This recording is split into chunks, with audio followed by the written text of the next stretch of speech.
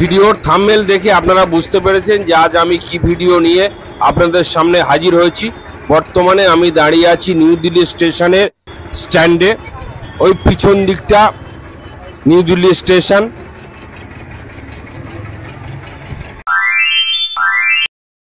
Hello guys, তোমরা কেমন আছো? আশা করি তোমরা ভালো আছো। আজ আমি একটা নতুন ভিডিও নিয়ে আপনাদের সামনে হাজির হতে চলেছি। ভিডিওটা খুব ইন্টারেস্টিং হতে চলেছে, তাই ভিডিওটা স্কিপ না করে পুরোটা দেখতে থাকুন। আজ আমি আপনাদেরকে দেখাবো দিল্লি থেকে মানালি পর্যন্ত সম্পূর্ণ রুট জার্নি। কেমন আছে সবাই? কোথায় যাচ্ছ সব?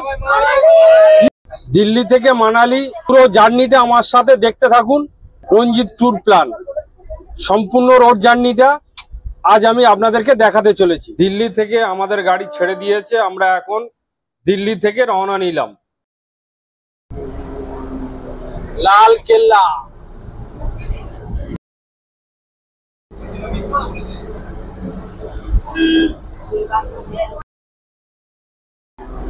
বর্তমানে আমরা যাচ্ছি দিল্লি মহাত্মা গান্ধী রোড ধরে। এত সুন্দর একটা রোড জার্নি আমরা সকলেই আনন্দ করতে করতে যাচ্ছি। রাতের অন্ধকারে হঠাৎ আমাদের মধ্যে একটা বিরাট বিপদ নেমে এসেছিল। এই সমস্ত ঘটনা আপনাদের সঙ্গে আজ আমি শেয়ার করতে চলেছি, তাই ভিডিওটা স্কিপ না করে পুরো ভিডিওটা দেখুন।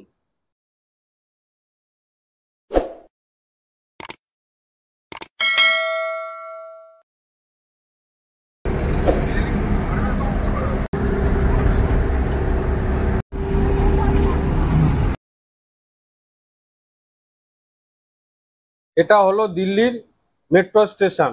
এই দেখুন,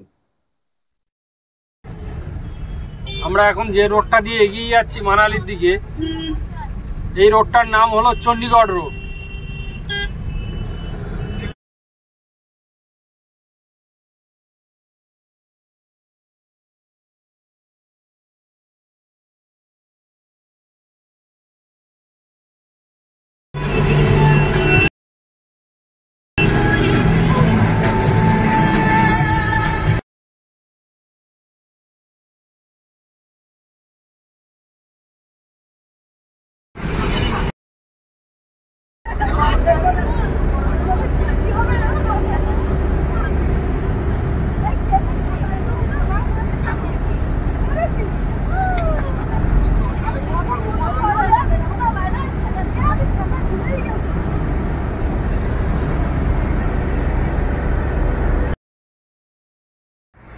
আমরা এখন একটা ধাবায় এসেছি, তার কারণ দুপুরের খাবারটা সেরে নেবো আমরা। এই ধাবাতে কি কি আছে? ধাবার নাম হচ্ছে শিবা ধাবা।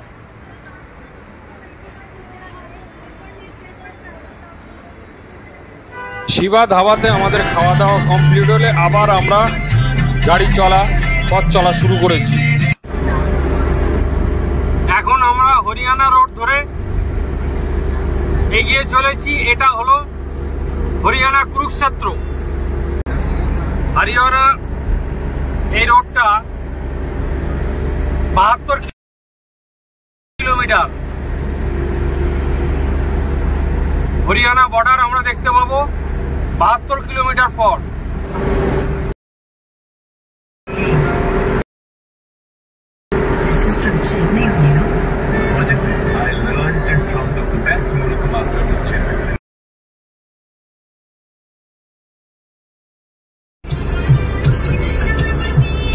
এই রোডটা সব থেকে বেস্ট রোডের রোড হবে না।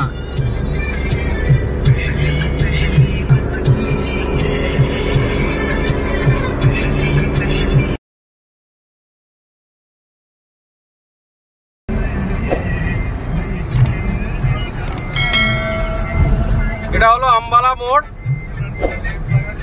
এখান থেকে সোজা চলে যাচ্ছে হরিয়ানা, আর আমরা যাব পাঞ্জাব। ডান দিক দিয়ে সোজা বেরিয়ে যাচ্ছে হরিয়ানা, আর এটা যাচ্ছে পাঞ্জাব।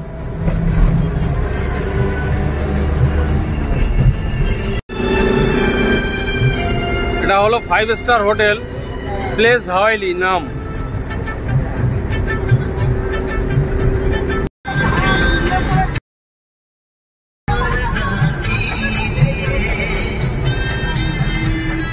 এখন রাত 8টা, এখন আমরা চণ্ডীগড়।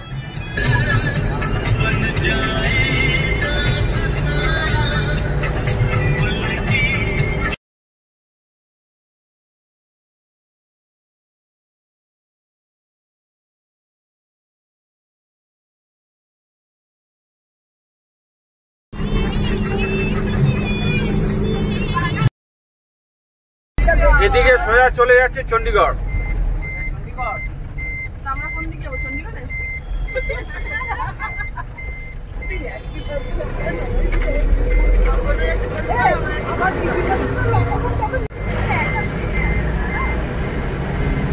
আমরা ঢুকলাম রূপনগর হাইওয়ে।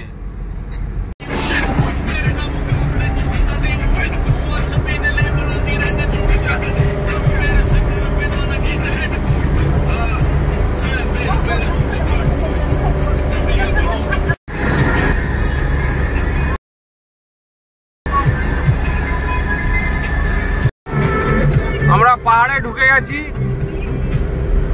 ওই ওপরে ছোট ছোট লাইট গুলো জ্বলছে, দেখতে পাচ্ছেন?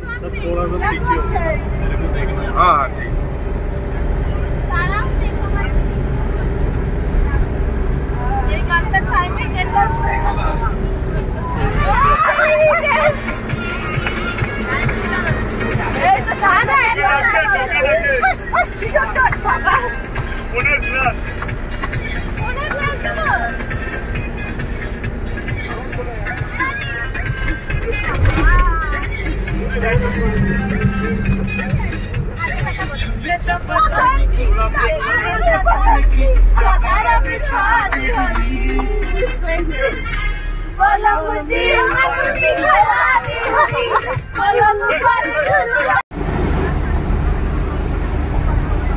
পাহাড়ের উপরে রাস্তাগুলো সৌন্দর্য দেখুন, দেখার মতো জিনিস সব।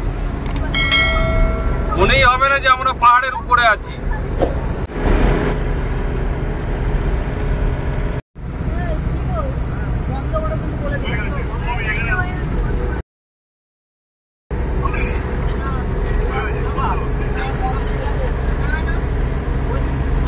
কি রাস্তা আমারি, দেখার মতো ছবি পুরো একদম।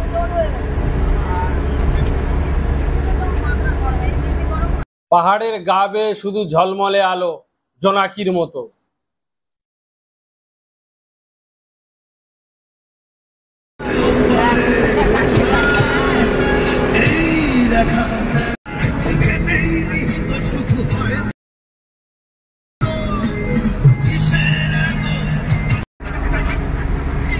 বৃষ্টি ভেজা রাস্তা, রাতের পাহাড়।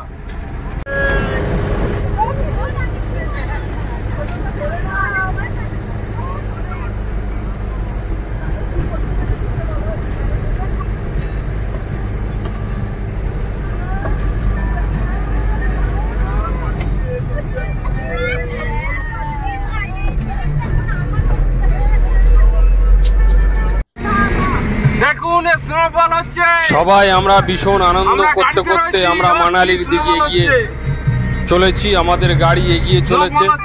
হঠাৎ করে আমাদের মধ্যে এক বিশাল বিপদ নেমে আসলো।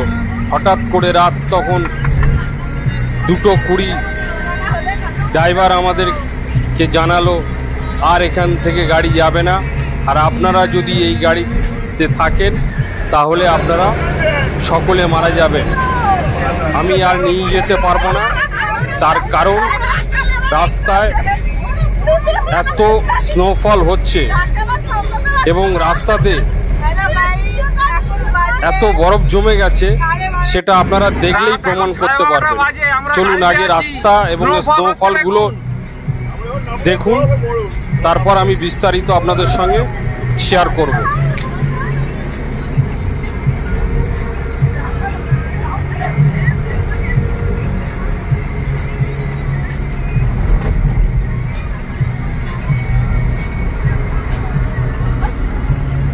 কিভাবে স্নোফল হচ্ছে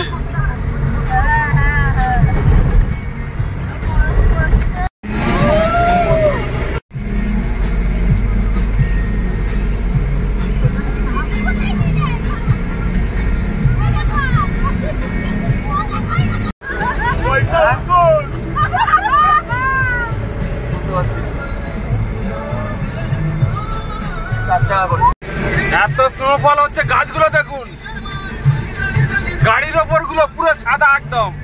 এই দেখুন স্নোফল হচ্ছে।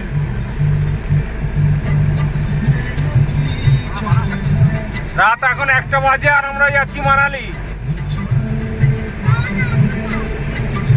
ভিডিওটা দেখে যদি আপনার ভালো লেগে থাকে তাহলে অবশ্যই একটা সাবস্ক্রাইব করে পাশে থাকা বেল আইকনটি অন করে রাখবেন, যাতে এই ধরনের নতুন নতুন ভিডিওর নোটিফিকেশন তাড়াতাড়ি আপনার কাছে পৌঁছে যায়। বিপদটা আমাদের নেমে আসলো ঠিক হোটেল থেকে 4 কিলোমিটার আগে, যখন আমাদের ড্রাইভার জানালো যে দাদা আর উপরে ওঠা সম্ভব নয়, এখান থেকে আপনাদের হেঁটে যেতে হবে এই 4 কিলোমিটার।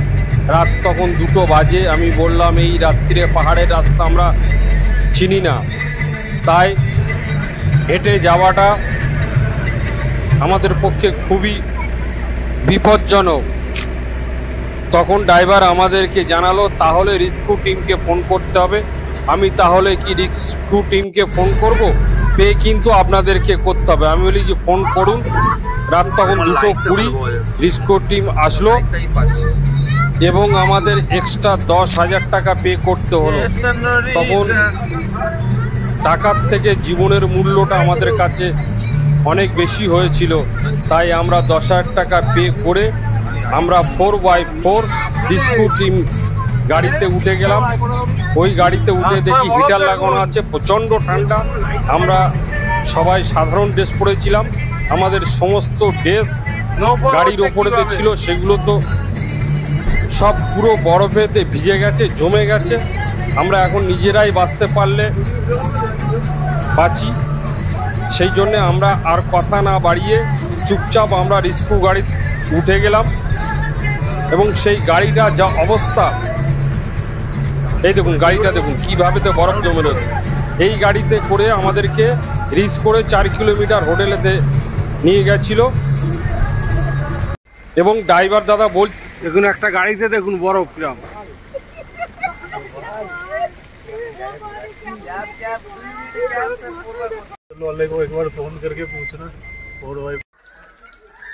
দেখুন রাস্তাঘাটের কি অবস্থা দেখুন। আগের দিন রাতে আমরা ভালো ভিডিও করতে পারিনি, তার কারণ হচ্ছে আমাদের প্রচন্ড ঠান্ডা লাগছিল, সেই জন্য আমরা ভালো করে সমস্ত কিছু দেখাতে পারিনি। তার জন্য আমরা দুঃখিত। তার কারণ আগে আমাদের সকলের জীবন বাঁচানোটা দরকার ছিল, তাই আজ সকালে ওই পরিস্থিতি এবং বরফগুলোকে দেখুন। ভিডিওটা আমি এখানেতে শেষ করলাম। ভিডিওটা যদি ভালো লাগে তাহলে অবশ্যই একটা সাবস্ক্রাইব করে পাশে থাকা বেল আইকনটি অন করে রাখবেন।